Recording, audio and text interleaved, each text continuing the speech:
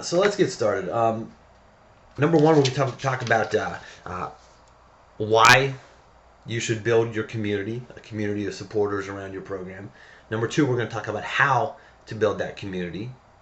Number three, I'm going to give you the three ways that you can use this community to raise more money. So three tactics that you can use, and then finally we're going to wrap up with just some benefits, some real benefits to doing it this way versus the other way. The other way being just selling cookies and coupon books and scratch off tickets and stuff. Okay, so let's dive in. um, when we're talking about building your community, why build your community? That's number one. Why do we want to build our community? And the reason why we want to build our community is because people want to be involved. People want to be part of something. So if we look at Maslow's hierarchy of needs, so some of you guys that are had psychology class in college may have seen this before. But one of the most important needs that a person has is this yellow bar right here, is love and belonging. People need to belong to something. The belonging and to receive and give love, appreciation, and friendship. And to be honest, that's why people participate in sports. Is to be a part of something, and that's what we're trying to do here too. Craig Littlepage is the athletic director at the University of Virginia, and recently in a meeting he said, what does athletics really do? The biggest thing that it does, it brings people together, and that satisfies a basic primal need that we have. So if you can satisfy that need to your prospective fans and your fans and your prospective fans and your alumni and your supporters, then you're going to build a community of supporters around your program. So the next thing we're going to talk about is how to do it. So we talked about why to do it, but now how are you going to do that? And there's tons of ideas out there. There's tons of different ways that you can connect with your community and connect with your alumni. And you just have some logos up here basically of different ways that you can do it. Facebook, a Facebook fan page is absolutely necessary. Not a group, but a page. A group is okay, but a group is more for sort of a finite group of people. Maybe your alumni. You might have an alumni group that only alumni can be in that group, or parents, or your team, or sort of a finite amount of people, a group of people. But a page is much more valuable for what you're trying to do. Let the world know about what you're doing.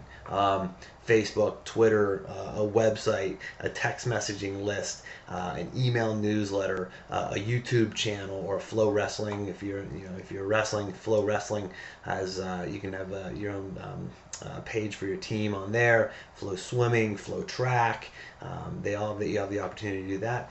In mobile websites, everything's going mobile. To be honest, the future is in mobile technology, mobile communication. So you need to be mobile. So those are some different ways how you can communicate with your fan base and your alumni and your prospective donors and your prospective supporters.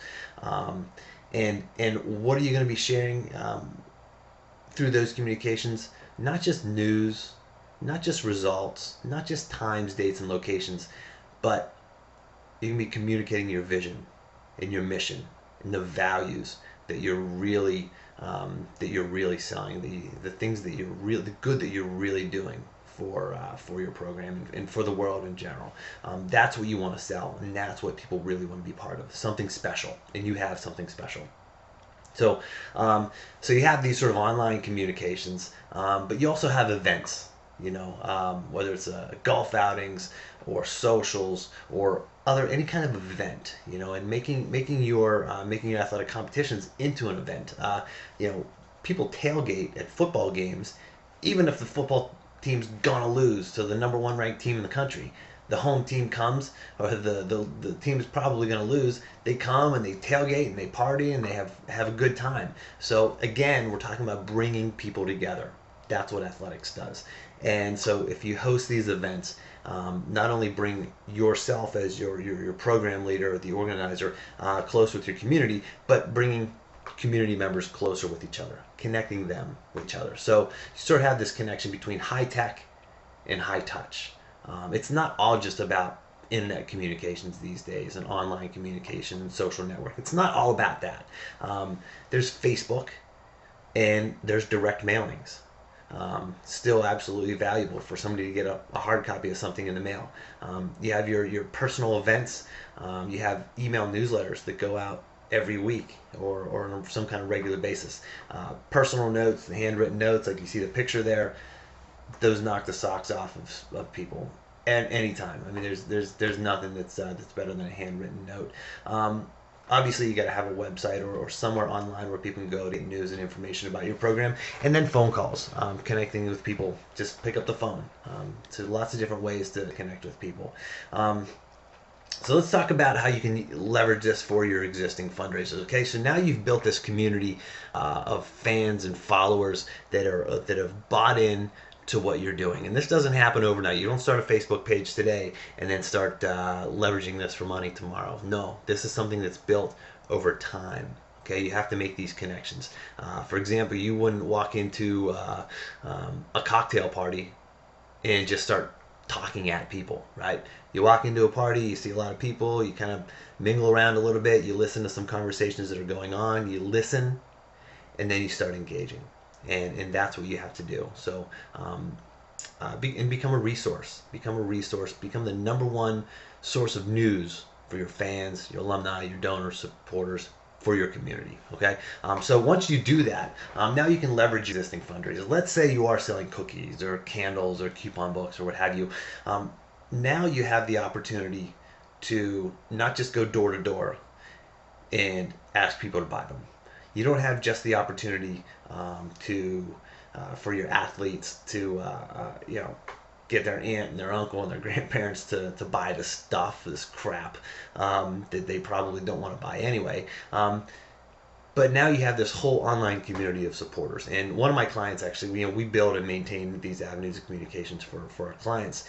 And he leveraged these avenues of communications to take one of his fundraisers that he's already been doing, and he blew it out of the water, because now he has this communications, these avenues of communications, and he has this trust and this relationship and this rapport built up with his community.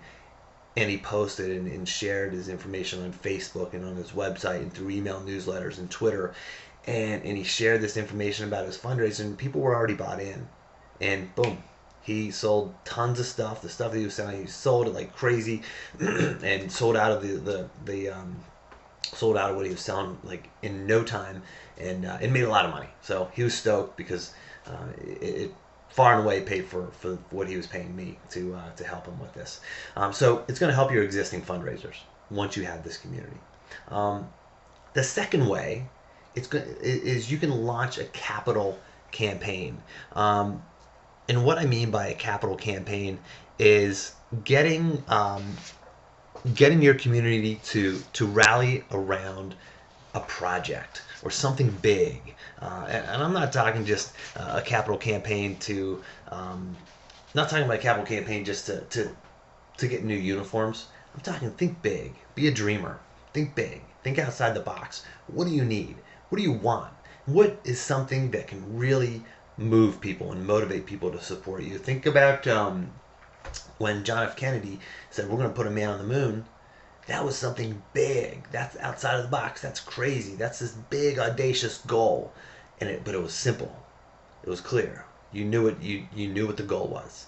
It wasn't complex. As we're going to put a man on the moon. Everybody can understand that. How we're going to get there, we'll figure it out. That's a huge task. But it's the same way with the capital campaign. So in order to launch a capital campaign, you have to be sharing your vision, your mission, your values on a regular basis with your community.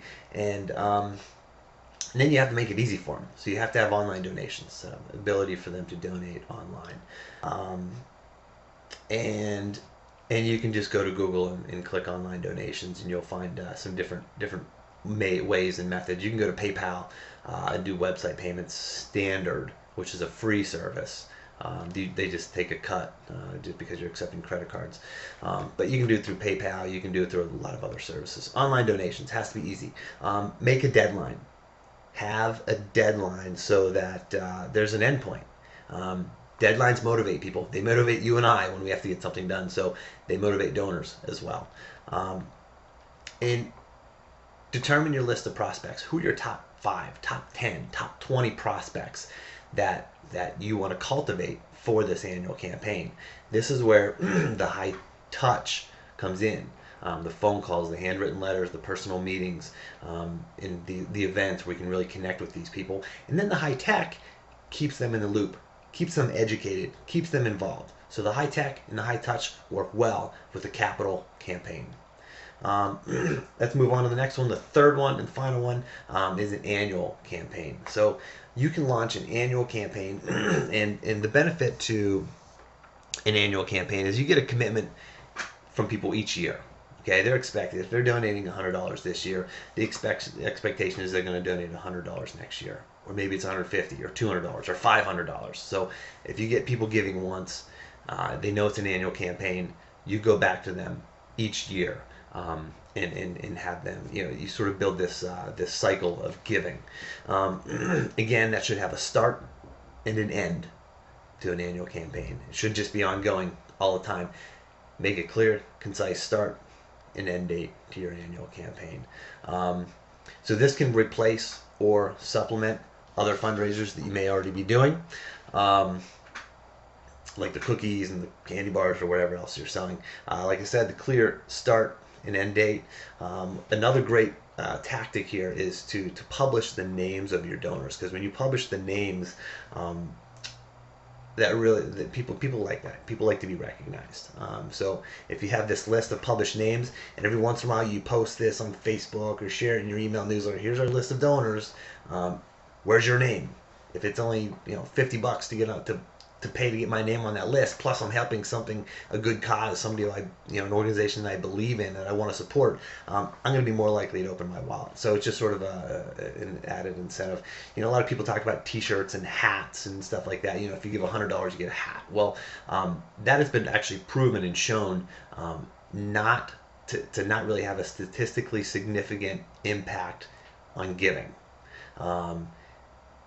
However, those are the types of things that you give not for money, but you give to build that relationship, that rapport. And sometimes when you give something to somebody, they feel like they have to give back. So if you're giving before you're asking, you're going to have a higher likelihood of raising more money. And be specific. Okay, what is my annual campaign for? Well, every year we have these expenses, these costs. If you have one cost that's $5,000, you might just have that doctor or lawyer out there that says, I'm going to buck up and I'm going to do it. I'm going to support all your travel, or your travel to this new event that you want to attend this year that's out of state, has had 2 hotel night stays, you have food, all the travel costs and everything.